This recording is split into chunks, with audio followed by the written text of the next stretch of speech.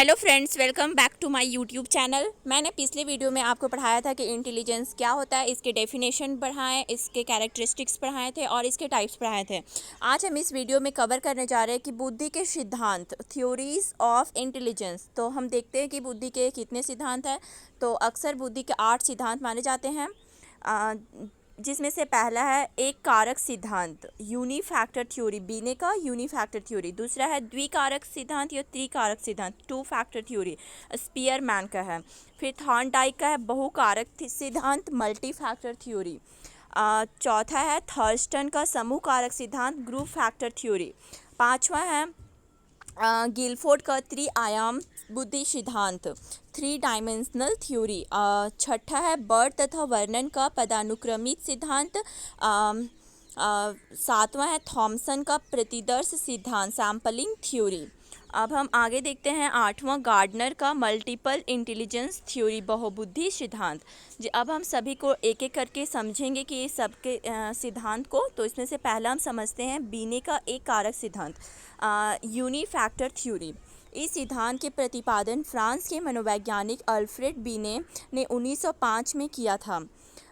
Alfred बीने France के एक प्रतिपादक है जिन्होंने 1905 में इस सिद्धांत का प्रतिपादन किया था, तथा अमेरिका के मनोवैज्ञानिक टर्मन तथा जर्मनी के मनोवैज्ञानिक एम्बिगास, अमेरिका के मनोवैज्ञानिक टर्मन तथा जर्मनी के मनोवैज्ञानिक एम्बिगास ने इनका समर्थन किया था। इस सिद्धांत के अनुसार बुद्धि वह शक्ति है जो समस्त मानसिक कार्यों को प्रभावित करती है।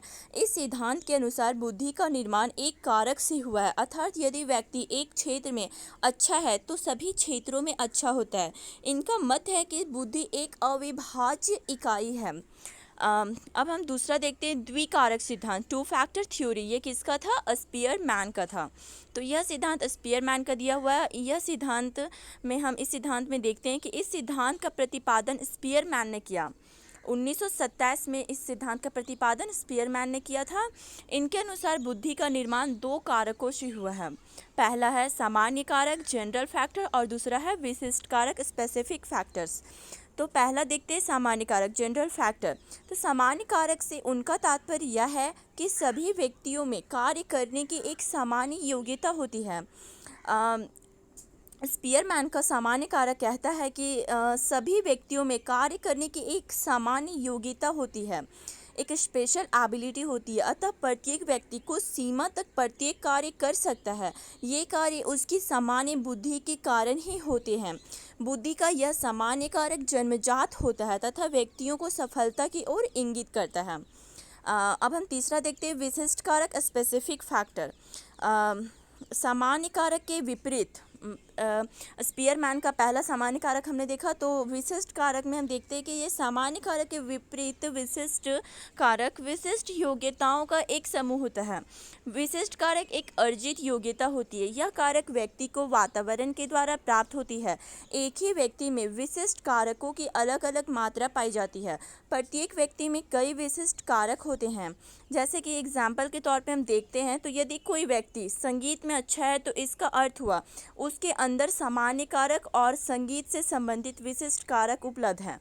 तो हम यहाँ पे देखते हैं स्पीयरमैन का दो कारक है, सामान्य कारक और विशिष्ट कारक। सामान्य कारक में हम देखते हैं कि सभी व्यक्तियों में एक सामान्य गुण होता है, एक सामान्य बुद्धि होता है, ऐसा सभी व्यक्तियों में होता है, ऐसा स्पीयरमैन कहते हैं। पर विशिष्ट कारक में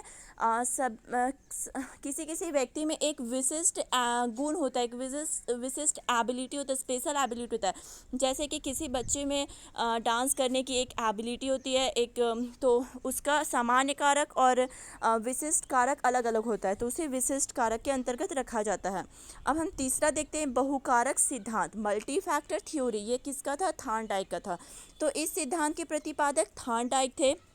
थॉर्नडाइक के अनुसार बुद्धि का निर्माण अनेक कारकों से हुआ है। प्रत्येक कारक अलग अलग क्षेत्रों में से संबंध रखता है।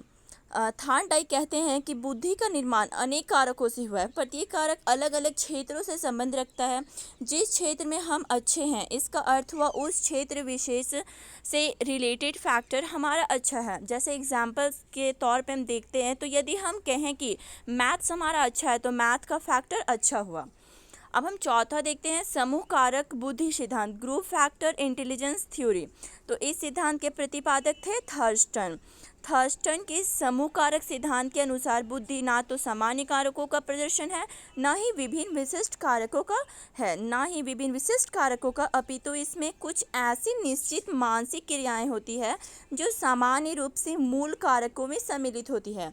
ये मानसिक क्रियाएं समूह का निर्माण करती है जो मनोवैज्ञानिक एवं क्रियात्मक एकता प्रदान करते हैं। अब ग्रुप फैक्टर देखते हैं तो फोकस्ड ऑन 7 एबिलिटीज़। ये थ्रस्टन का ग्रुप फैक्टर थ्योरी सात एबिलिटी पे फोकस करता है, जिसमें से इन्होंने एक फार्मूला के तौर पे दिया है V+W+S+N+R+M+P। तो इंटेलिजेंस अकॉर्डिंग टू थर्स्टन, तो ये हमें याद करना होगा VWSNRMP। तो हम देखते हैं सबको, तो भी में होता है वर्बल एबिलिटी, मतलब शाब्दिक योग्यता। किसी में मतलब इस समूह कारक के अंतर्गत भी वर्बल एबिलिटी, तो किस सब में शाब्दिक योग्यता होती है। दूसरा है W वर्ड एबिलिटी, वाक योग्यता मतलब बोलने की क्षमता होती है। एस स्पेशल एबिलिटी, प्रेक्षण योग्यता, उसमें एक अलग तरह की क्वालिटी होती है, एबिलिटी होती है। एंड नंबर एबिलिटी, अंक योग्यता, मतलब सभी में एक अलग अंक योग्यता होता है। आर रीजनिंग एबिलिटी, तार्किक योग्यता। एम मेमोरी एबिलिटी, स्मरण योग्यता, मतलब कि याद करने की शक्ति, सोचने की शक्ति, समझने की शक्ति होती है। सातवां पी परसेप्चुअल एबिलिटी, पर्यवेक्षण योग्यता। हमने इसे समझ लिया है। अब हम पांचवा देखते हैं थॉमसन का प्रतिदर्श सिद्धांत, Thomson sampling theory of intelligence. तो थॉमसन ने बुद्धि के प्रतिदर्श सिद्धांत को प्रस्तुत किया। उनके अनुसार व्यक्ति का प्रत्येक कार्य निश्चित योग्यताओं का प्रतिदर्श होता है। किसी भी विशेष कार्य को करने में व्यक्ति अपनी समस्त मानसिक योग्यताओं में से कुछ का प्रतिदर्श के रूप में चुनाव कर लेता है। इस सिद्धांत में उन्होंने सामान्य कारकों जनरल फैक्टर्स की व्यवहारिकता को महत्व दिया है। छठा देखते हैं तो गिलफोर्ड का त्रि-आयाम बुद्धि सिद्धांत। गिलफोर्ड ने 3 डायमेंशनल थ्योरी ऑफ इंटेलिजेंस दिया है। गिलफोर्ड तथा उसके सहयोगियों ने 3 मानसिक योग्यताओं के आधार पर बुद्धि संरचना की व्याख्या प्रस्तुत की। गिलफोर्ड का यह बुद्धि संरचना सिद्धांत त्रिविमीय बौद्धिक मॉडल कहलाता है।